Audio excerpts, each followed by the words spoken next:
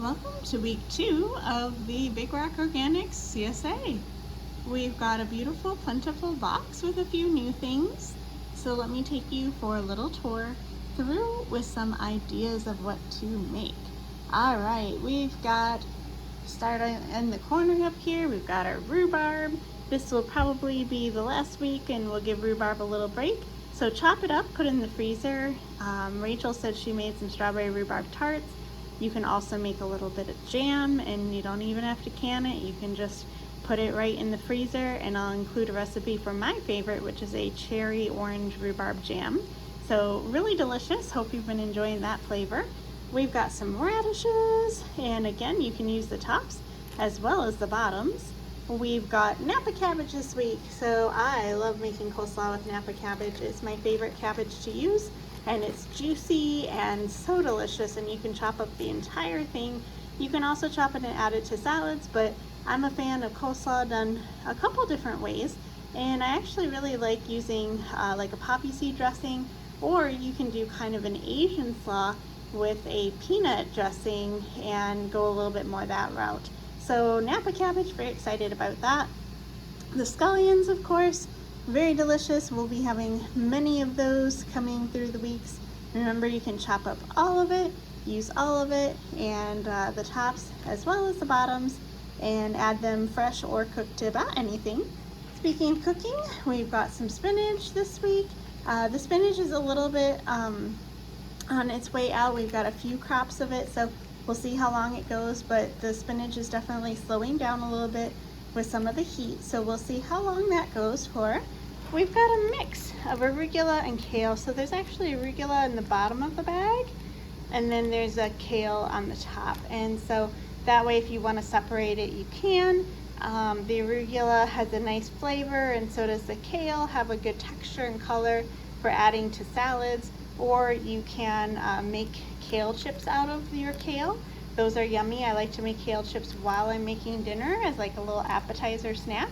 The arugula, so tasty on a sandwich, gives a little bit of extra flavor and kick. So those are a couple of different greens there. We've got the sugar snap peas and a few snow peas in there. They're so delicious, you can eat the entire thing.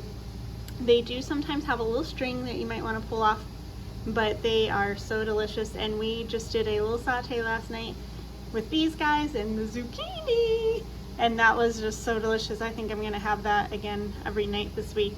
So delicious raw, delicious cooked, those sugar snap peas, or just snacking. Sometimes they never even make it off the vine. We just snack and enjoy them while we're picking. We've got beets. Beets with the tops, of course, and the roots. I love pickled beets. Sometimes I just will roast the beets and then throw them into, just chop them up or slice them. Put them into whatever pickle juice you have left over in the fridge. So that's an easy way to reuse your pickle juice. I also use my pickle juice to marinate pork. I love the flavor, and it just gives it a little extra moistness. So make some beets, pickled beets, and put them on your salad or eat them just straight out of the jar. What also makes a good pickle are the little turnips, and I just love these so much. They're so tasty, so crunchy, but you can also make a great pickle. And pickles don't actually have to be canned. You can just put them in the fridge, and it's a nice way to prolong the season a little bit. So we'll put some recipes for some different pickles. I just love the zinginess of pickles. All right, zucchini is starting. Very excited about seeing zucchini. You know, right now we're gonna be excited about zucchini. We'll see if we hit a point in the year when we get tired of zucchini. I don't know. I have missed it so much that I don't think I'm gonna get tired of it. But zucchini, throw it into a stir fry, eat it raw. You can throw it into a salad. You can put it in an omelet. You can make zucchini bread out of it. So many things to do with zucchini. I've tried to plan to not have a huge glut of zucchini. I say that every year, and then we'll see what happens. All right, chives again this week, and those are delicious on everything. I saw a recipe for fermented chives that I thought was rather interesting. We might have to dig that up. Kind of an intriguing idea and a way to preserve your chives. We've got cilantro. So one of the things that I love pairing in the spring, because people always think of cilantro being a summertime flavor, salsa, etc., but it also makes a delicious radish salsa. So scallions, cilantro, radish, it's a great combination, and so I always like a nice radish salsa. It goes really great on like a fish taco or something like that, but it's just a nice crunchy addition. The cilantro, you can slice the entire thing up. It's nice. The stems aren't too, thick or tough this time of the year. And we'll have several plantings of cilantro, so we do catch it when it comes time for tomatoes and such, but it loves cold weather, so it actually grows best in the spring and the fall. And last but not least, our lettuce mix. Doing good. We are going into several different crops, several different rows of lettuce, and so I hope you've been enjoying that. I've been making lettuce, pre-made salads this week, and that is such a great thing to grab and go, and all of this wonderful produce can be thrown in there. So I hope you're enjoying the freshness, the flavors.